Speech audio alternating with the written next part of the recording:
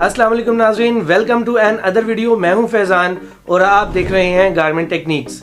तो नाज़रीन, आज की ये वीडियो आप सब के लिए बहुत अहम होने वाली है, क्योंकि इस वीडियो में मैं आज आपको बताऊंगा कि फैब्रिक की जो श्रिंकेज है वो किस तरह से की जाती है, यानी फार्मूला के साथ।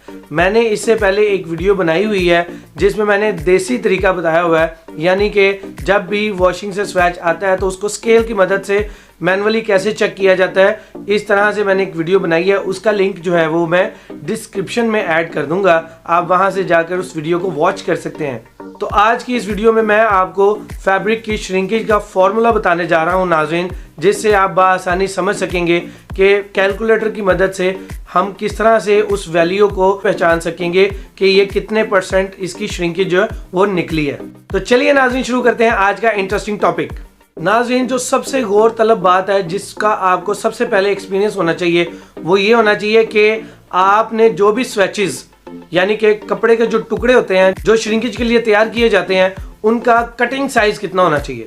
नाज़रीन, अगर आप 25 बाय 25 सेंटीमीटर का निशान लगाना चाहते हैं तो आपको उसके लिए जो स्वैच की कटिंग है वो 40 बाय 40 या फिर 50 बाय 50 सेंटीमीटर की कटिंग करनी होगी उस स्वैच की, उस कपड़े के टुकड़े की। और अगर आप 50 बाय 50 का निशान लगाना चाह रहे हैं तो आपको 70 बाय 70 सेंटीमीटर या फिर 80 बाय 80 सेंटीमीटर का स्वैच कटिंग करना होगा।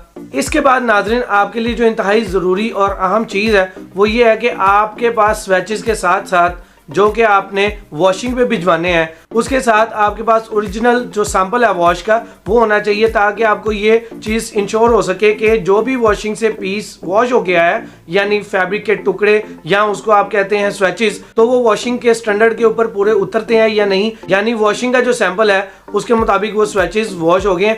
अगर वो एक्चुअल उसी पे आ रहे हैं तो फिर समझ लें आपकी वॉश बिल्कुल ठीक हो गई है, अब आपकी सही श्रिंकेज जो है वो निकलेगी। और अगर आपके स्वैचेस सही वॉश नहीं हुए, यानी सैंपल के करीब भी नहीं आ रहे, तभी वो आपकी श्रिंकेज क्वेश्चन मार्क में आएगी, वो ठीक नहीं होगी। सबसे पहले आप ये समझ लें कि आपको स्वैच जो है वो सैंपल के मुताबिक वॉश करवाने होंगे। इसके बाद नाज़रीन, हम फार्मूला की तरफ बढ़ते हुए, फार्मूला का जो पहला स्टेप है आप उसको समझें कि 100 की जो वैल्यू है, यानी 100 की वैल्यू है, उसको आप अगर 25 पर तकसीम करेंगे यानी डिवाइड करेंगे तो उसकी वैल्यू कितनी आएगी, 4। और अगर आप 100 को डिवाइड करेंगे 50 पे तो उसकी वैल्यू कितनी आएगी, 2। तो नाज़रीन, सबसे पहले आप लेंथ में समझ लें कि लेंथ में अगर आपकी श्रिंकेज वॉश के बाद रह जाती है 25 की बजाय 24.5 सेंटीमीटर, तो उसमें जो डिफरेंस आया वो कितना हुआ, 0.5 सेंटीमीटर यानी हाफ सेंटीमीटर। तो उस हाफ सेंटीमीटर को आप मल्टीप्लाई करेंगे यानी ज़रब देंगे 4 के साथ, तो उसकी सही वैल्यू निकल आएगी। तो उसकी वैल्यू कितनी आ रही है आप अपने कैलकुलेटर में भी चेक कर सकते हैं, वो आएगी 2%। तो ये जो लेंथ की श्रिंकेज निकली है ये निकली है 2%। अब नाज़रीन, मैं आपको बताता हूं कि विड्थ की श्रिंकेज जो है वो कैसे होगी और उसकी वैल्यू कितनी आ रही होगी।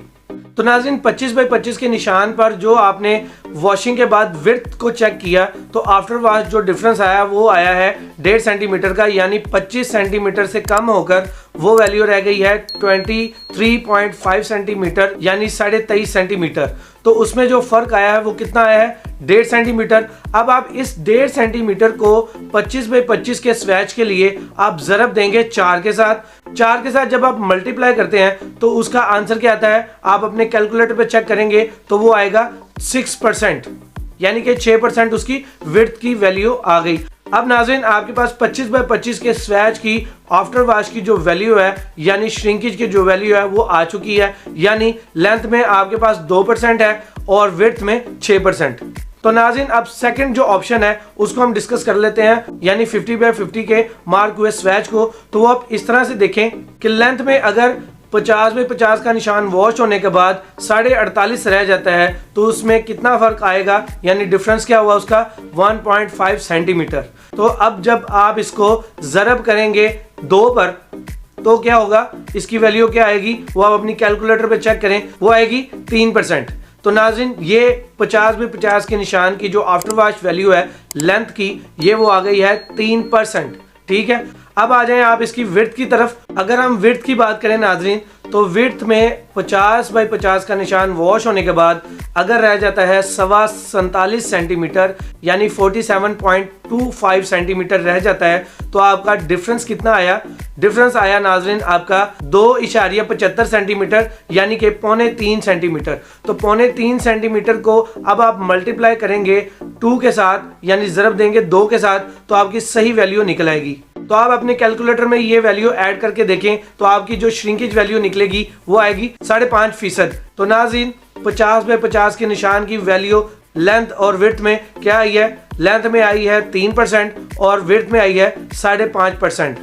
तो ये था नाजरीन सिंपल सा फॉर्मूला। मैं फिर भी एक टेबल आपके सामने ये रख रहा हूँ जिसमें पूरी डिटेल मैंने मेंशन कर दी है कि आप देखें और समझें कि ये जो वैल्यू है इसको आप अपनी लाइफ में प्रैक्टिकल कैसे बनाएंगे। ठीक है नाजरीन, आज की इस वीडियो में मैंने आपको डिटेल से बताने की कोशिश की है श्रिंकेज के फॉर्मूला के बारे में। तो उम्मीद करता हूं कि आपको आज की मेरी इस वीडियो से बहुत ज़्यादा फायदा हासिल हुआ होगा। अगर आपको ये वीडियो पसंद आई हो तो इस वीडियो को नाजरीन लाइक एंड शेयर करें और मेरे इस चैनल को सब्सक्राइब भी करें। कमेंट सेक्शन में अपनी राय का इजहार ज़रूर करें। तो अब मैं आपसे मिलूंगा इसी तरह के एक इन्फॉर्मेटिव टॉपिक के साथ। तब तक के लिए मुझे दीजिए इजाज़त। मैं हूं फैज़ान। अस्सलाम वालेकुम।